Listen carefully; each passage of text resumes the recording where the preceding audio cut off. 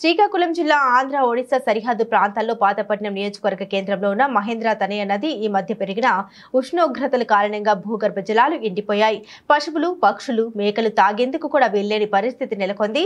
అంతేకాకుండా పాతపట్నం మేజర్ పంచాయతీకి 162 వీధులు, 4 కిలోమీటర్ల విస్తీర్ణం, సుమారు 30,000 మంది జనాభాకు తాగేందుకు, అలాగే మహేంద్ర తనయకు ఇరువైపులా ఉండే వ్యవసాయ పొలాలకు ఈ నీరు ఆధారంగా ఉండేది.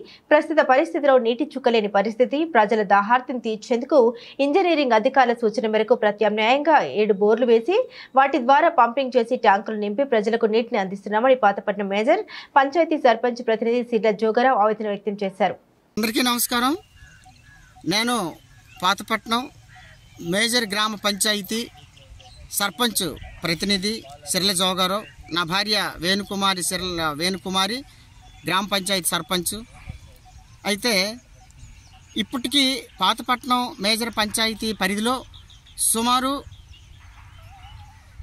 30,000 జనాభా విస్తీర్ణం ఉన్నటువంటి ఈ యొక్క జనాభాకి 162 వీధులు కలిగినటువంటి ఈ గ్రామానికి 4 కిలోమీటర్ల విస్తీర్ణం, ఎటు చూసినా 4 కిలోమీటర్ల విస్తీర్ణం కలిగినటువంటి ఈ గ్రామం పరిధిలో ప్రజెంట్ అయితే ఇప్పటి వరకు నీరు పుష్కలంగా మరి అందరి సహకారంతో అందిస్తున్నాము.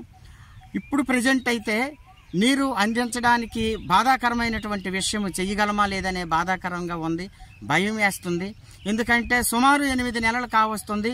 8 నెలల నుండి వర్షాలు లేవు. మరి నీరేమో పూర్తిగా నదిలో కూడా పూర్తిగా ఇది కల్లాములా తయారయ్యి పూర్తిగా ఇంకిపోయింది. నీరు ఏమి లేదు, అస్సలు లేదు. నీరు అంతా మరి నిర్వీర్యమైపోయింది. వర్షాలు లేవు. పంట పొలాలకు కూడా నీరు అందించలేకపోయిన పరిస్థితి. అలాగే పశువులు, అలాగే మేపుకొచ్చినటువంటి పశువులు కానీ, మేకలకు కానీ, గొర్రెలకు కానీ, అలాగే గేదెలకు కానీ, ఆవులకు కానీ మరి త్రాగడానికి కూడా నీరు లేని పరిస్థితి. పక్షులకు కూడా త్రాగలేని పరిస్థితి నెలకొంది. కాబట్టి ఏది ఏమైనప్పటికీ కూడాను మేజర్ గ్రామ పంచాయతీ పరిధి పరంగా మరేమో బోర్లు తవ్వి, ఎంత కష్టం ఉన్నప్పుడు కూడా బోర్లు తవ్వి సుమారు 7 బోర్లు తవ్వి 7 బోర్ల నుండి కూడా ఒక సంపలో తయారు చేసి ఆ సంప నుండి పంపింగ్ చేసి ట్యాంకర్కి పంపించి ప్రతి ఇంటికి నీరు అయితే ఇప్పటి వరకు అయితే జాగ్రత్తగా చక్కగా ప్రతి ఒక్కరికి ఇబ్బంది లేకుండా నీరు అందించడం జరుగుతున్నట్టు. మన ఒడిశా ఆంధ్ర రాష్ట్రానికి సరిహద్దు ప్రాంతం కదా మంది.